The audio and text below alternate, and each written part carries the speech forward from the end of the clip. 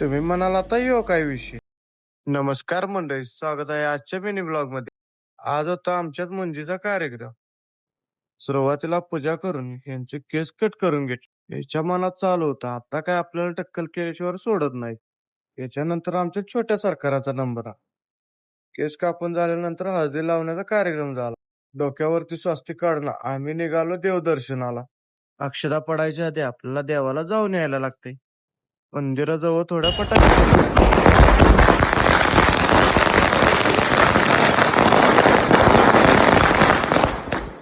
तिथून आम्ही परत मांडवात आलो.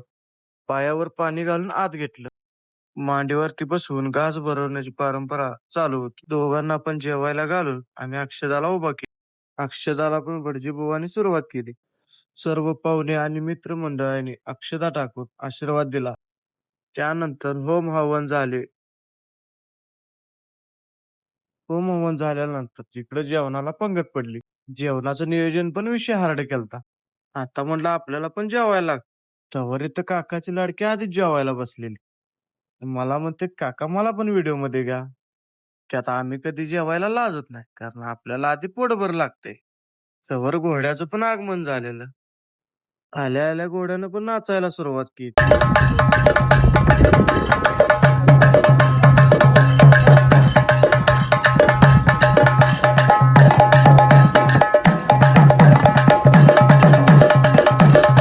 नंतर आम्ही सगळे गेलो देवदर्शनाला.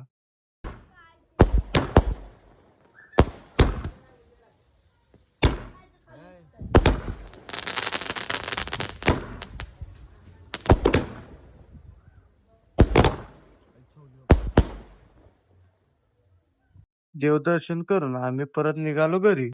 भेटू पुढल्या ब्लॉग मध्ये. धन्यवाद.